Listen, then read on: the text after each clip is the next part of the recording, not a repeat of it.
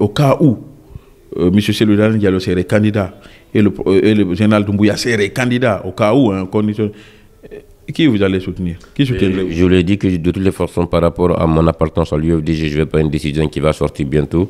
De toutes les façons, moi, je soutiens encore la candidature du général Mamadi Doumbouya. Je milite pour ça. Donc Cellou face à Mamadi Doumbouya aux élections, vous soutenez Doumbouya? Ça risque pas d'arriver parce qu'aujourd'hui, toutes les conditions ne sont pas réunies que El Hadji Diallo soit candidat. C'est plus facile aujourd'hui de critiquer le général Mamadi Doumbouya à l'interne que de critiquer El Hadji Diallo État membre de l'UFDG, parce qu'une fois que vous allez le faire, vous allez être victime de toutes sortes d'injures, de traitements et d'exclusion. Donc pour un parti qui aspire à gouverner le pays, qui aspire à rassembler le pays, unir le pays, et que ces genres de menaces, de comportements existent, ça fait peur quand même. Je dis qu'il est temps de trouver un autre président pour l'UFDG, parce que le président aujourd'hui ne peut pas assumer son rôle de président compte tenu de l'ensemble des années judiciaires qu'il a. Mais pour cela, j'ai été traité de tous les noms. Mesdames, Messieurs, bonsoir. Nous sommes avec M. Ismaël Condé, ancien maire de Matam, président du mouvement Merci Mon Général et membre du bureau exécutif de l'UFDG. Bonsoir, M. Condé. Bonsoir, Lamine. Bonsoir à vos millions de spectateurs et d'auditeurs. Vous êtes toujours responsable de l'UFDG ou vous avez démissionné? Écoutez, je suis toujours membre de l'UFDG, membre du bureau exécutif de l'UFDG. Ça veut dire que vous allez prendre part au congrès qui est en vue? Je ne vais pas prendre part au congrès. Un responsable qui ne prend pas? Je ne suis pas obligé de prendre part au congrès, donc je ne vais pas prendre part au congrès. Je suis en train de réfléchir à la suite de ma collaboration avec l'UFDG. Bientôt, je vais faire une déclaration par rapport à ça. Nous apprenons un certain nombre de choses. Bientôt, vous allez annoncer votre démission. De toutes les façons, vous allez être informé de la décision que je vais prendre. Est-ce que c'est compatible d'être responsable de l'UFDG et créer un mouvement pour soutenir le général Doumbouya? Mais oui, c'est compatible quand le parti ne veut pas prendre sa responsabilité et il laisse le militant dans les cacophonies avec une ambiguïté par rapport à la direction générale du parti. C'est normal que les cadres soient confus. Si le parti refuse toute idée de critique, toute idée de réforme à l'interne, c'est normal que les cadres prennent leurs responsabilités. Le cas le plus illustratif est le cas d'Ousmane Gawal, qui a été exclu du parti parce qu'il a eu un conflit avec le président du parti. Je l'ai toujours dit que le président du parti n'est pas au-dessus des tests et règlements du parti. On peut s'attaquer à lui comme on peut s'attaquer à n'importe quel membre, mais que au moment que ce soit dans la convivialité, et les droits du militantisme d'Ousmane Gawal ont été complètement violé. Il n'a pas reçu d'avertissement, il n'a pas reçu de blâme, il a été exclu de façon unilatérale. Ça ne rassure pas et ça ne donne pas de bon augure par rapport à truc. Est-ce que vous ne soutenez pas Gawal aujourd'hui parce qu'il est ministre quand même?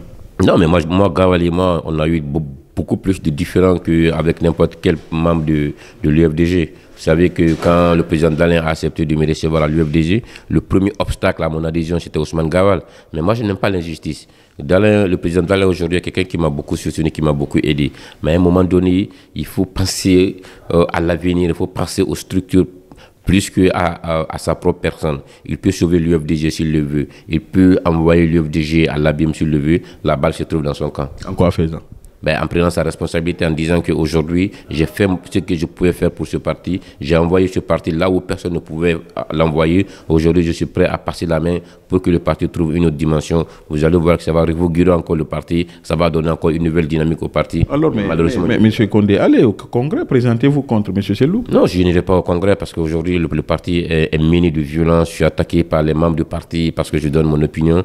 Donc, un parti qui donne des propos violents comme ça, je ne vais pas Est-ce que c'est le parti? Ne prenez pas parce que quelqu'un a un nom, voilà, tu viens attaquer sur les réseaux, vous dites que c'est un militant de l'UFDG. Non, mais ça a été dit au siège national même du parti, par le président, par le vice-président, par le chargé de communication. Ils ont cité mon nom, ils ont dit des choses à mon encontre qui n'étaient pas amicales. Donc, parce que je donne mon opinion, c'est des choses qu'ils ne disent pas. Donc, ils disent que oui, il ne faut pas l'écouter, il est frustré, il est comme ça, juste parce que j'ai dit qu'il est temps de trouver un autre président pour l'UFDG, parce que le président aujourd'hui ne peut pas assumer son rôle de président compte tenu de l'ensemble des années judiciaires qu'il a. Mais pour cela, j'ai été traité de tous les noms. Ce n'est pas amical et ça ne doit pas être le rôle d'un grand parti. Alors, vous disiez sur un plateau de télé que c'est plus facile de critiquer le général que de critiquer celui-là. Mais bien sûr que c'est plus facile aujourd'hui de critiquer le général Mamadi Doumbouya à l'interne que de critiquer El Hadji Diallo État membre de l'UFDG. Parce qu'une fois que vous allez le faire, vous allez être victime de toutes sortes d'injures, de traitements et d'exclusion. Donc pour un parti qui aspire gouverner le pays, qui rassembler le pays, unir le pays, et que ces genres de menaces, de comportements existent, ça fait peur quand même. La dernière question. Vous réclamez toujours de l'IFDG, même si vous ne prenez pas part aux assemblées générales ni au conseil politique.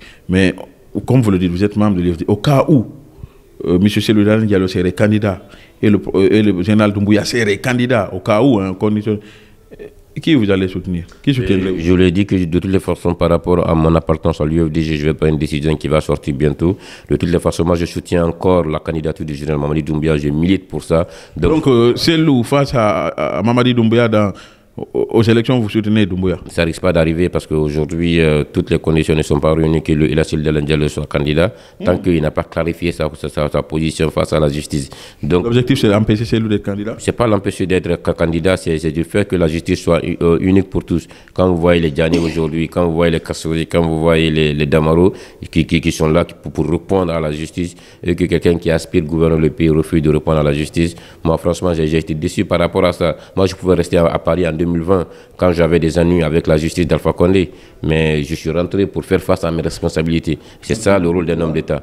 Donc le manque de courage aujourd'hui par rapport à sa responsabilité judiciaire, c'est quelque chose quand même qui m'a beaucoup touché. Surtout quand je voulais rentrer en Guinée, je l'ai appelé pour demander conseil. Je lui ai dit, il y a un mandat d'arrêt international contre moi, est-ce qu'il faut rentrer ou pas? Il m'a dit, le combat de la Guinée ne peut pas se mener en restant à l'extérieur. Aujourd'hui, qu'il décide de rester à l'extérieur parce qu'il y a une justice qui est, selon lui, qui est instrumentalisée. Il n'y avait pas de justice plus instrumentalisée que la justice d'Alpha Condé. Mais nous, on a pris notre courage, on est venu répondre.